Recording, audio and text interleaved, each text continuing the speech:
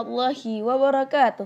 Halo semuanya, perkenalkan kami dari kelompok 10 mata kuliah Anatomi Fisiologi Makhluk Hidup dengan dosen pengampu Bapak Bayu Widianto MSI. Pada kali ini kami akan menjelaskan mengenai sel imun. Namun sebelumnya kami akan memperkenalkan anggota dari kelompok 10 terlebih dahulu. Yang pertama ada saya sendiri Afidah Nurusabila dengan NPM 1826024. Yang kedua ada Mega Yuliana dengan NPM 1826026. Yang ketiga yaitu ada Ismi Ariyanti Khusul Khotimah dengan NPM 1826027. Adapun materi yang akan kita bahas yang pertama yaitu macam-macam sel darah putih. Yang kedua, sistem kekebalan non-spesifik. Yang ketiga, sistem kekebalan spesifik. Dan yang terakhir, respon kekebalan. Ya, selanjutnya jenis-jenis sel darah putih. Sel darah putih dibagi menjadi 5, yaitu neutrofil, limfosit, monosit, eosinofil, basofil. Selanjutnya, yang pertama ada neutrofil.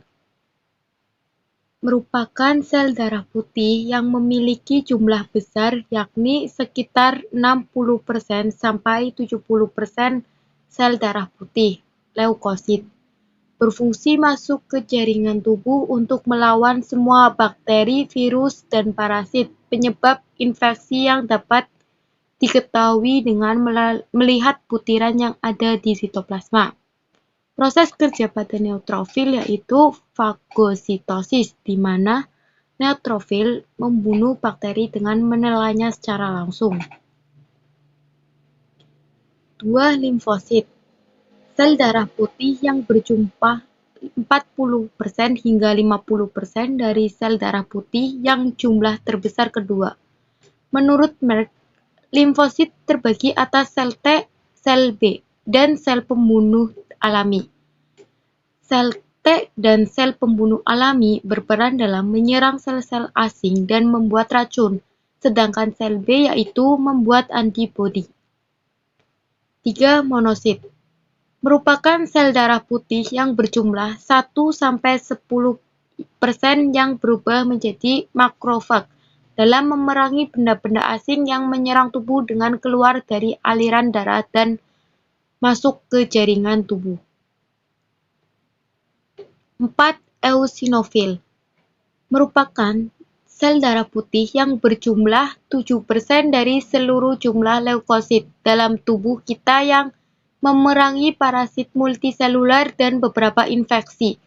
Berfungsi untuk menghancurkan virus, bakteri, dan parasit, serta memicu munculnya respons peradangan seperti pada reaksi alergi, eksim, dan asma.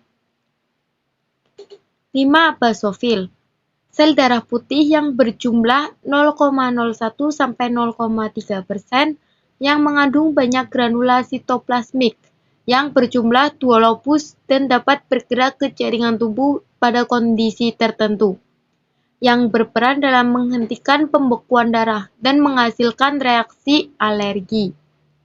Perkenalkan, nama saya Afidah Nurusabila dengan NPM 1826024. Klasifikasi sistem imun.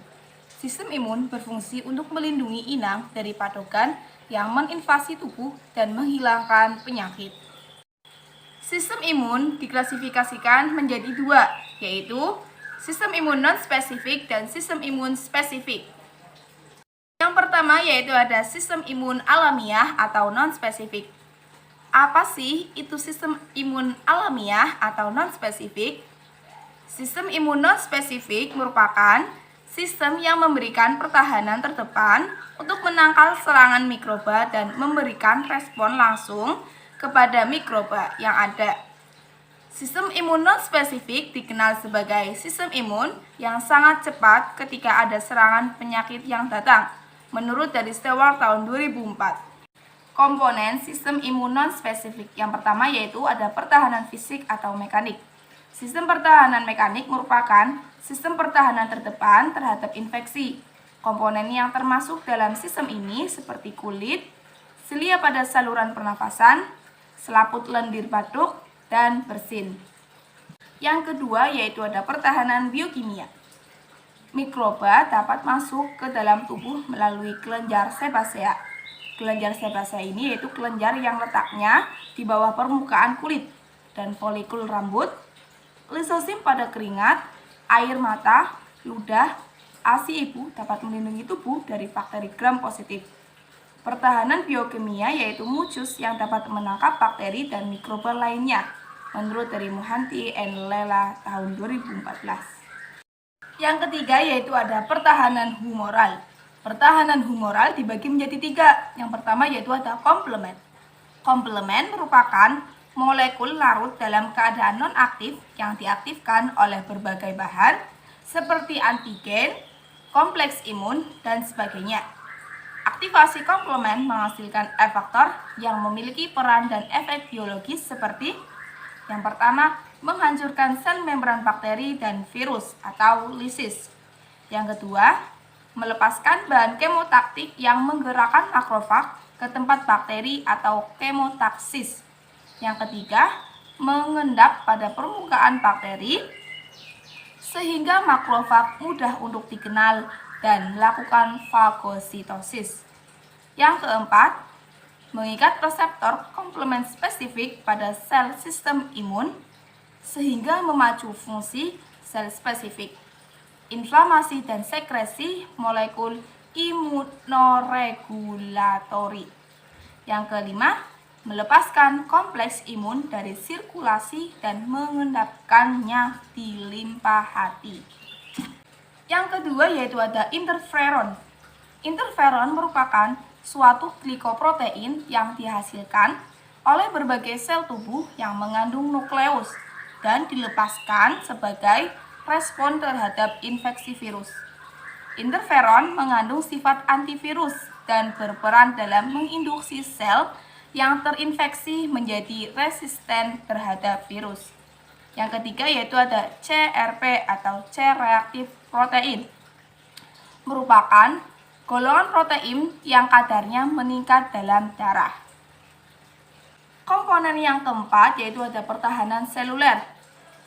Sel utama yang berperan dalam pertahanan non-spesifik adalah sel mononuklear atau monosit dan makrofag dan polimorfonuklear atau granulosit.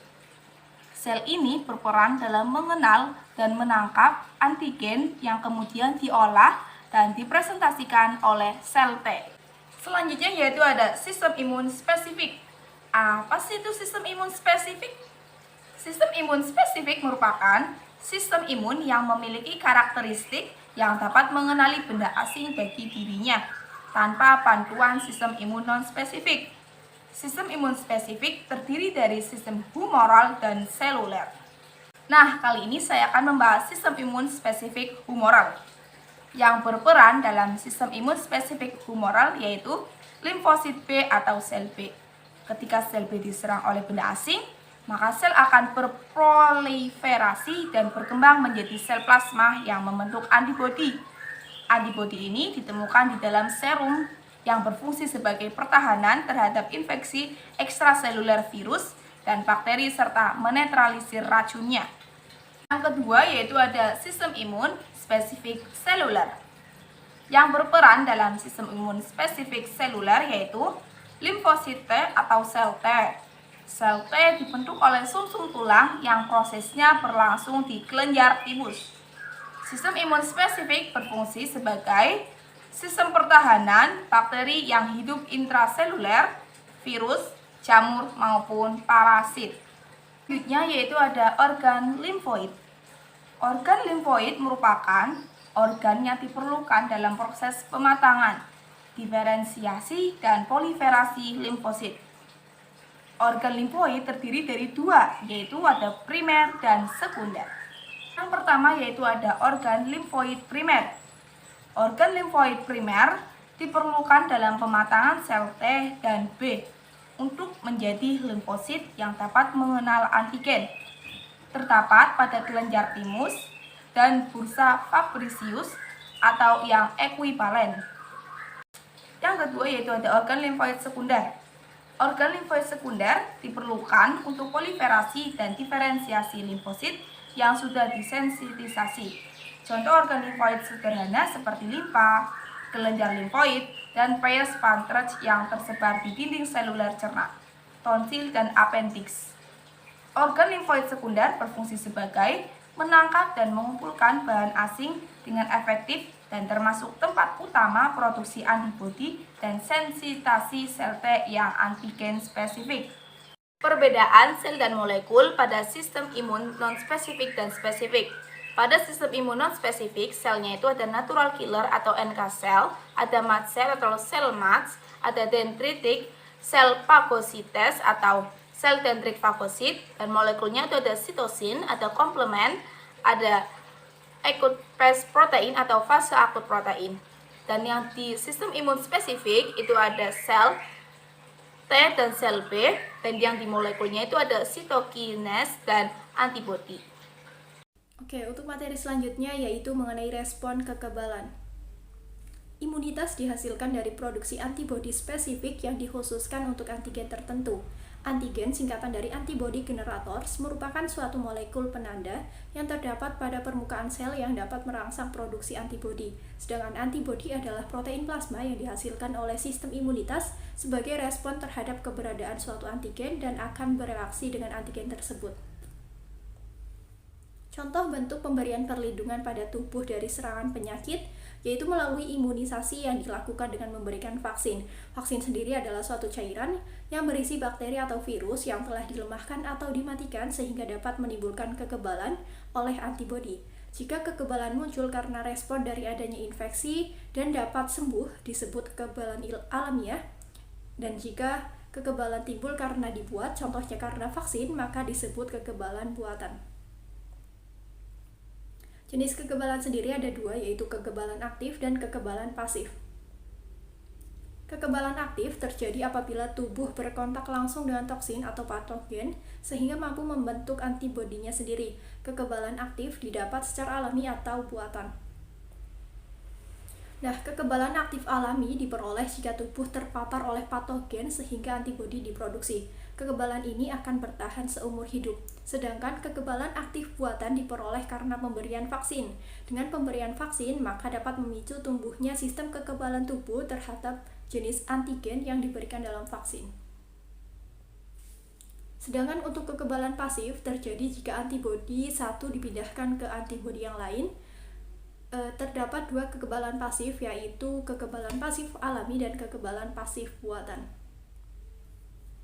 Kekebalan pasif buatan diperoleh dari injeksi antibodi manusia atau hewan lain yang tahan terhadap antigen tertentu. Contohnya adalah pada pemberian serum anti bisa ular dan imunoglobulin lainnya yang dari orang yang telah kebal. Hal ini hanya bertahan beberapa minggu. Kemudian untuk kekebalan pasif alami diperoleh dari pemberian ASI ibu kepada bayi, sehingga bayi memiliki sistem kekebalan sementara. Berikut merupakan daftar pustaka yang kelompok kami ambil sebagai sumber referensi materi yang telah kami jelaskan. Terima kasih, mungkin itu saja materi yang dapat kami sampaikan. Kurang lebihnya mohon maaf. Sekian, wassalamualaikum warahmatullahi wabarakatuh.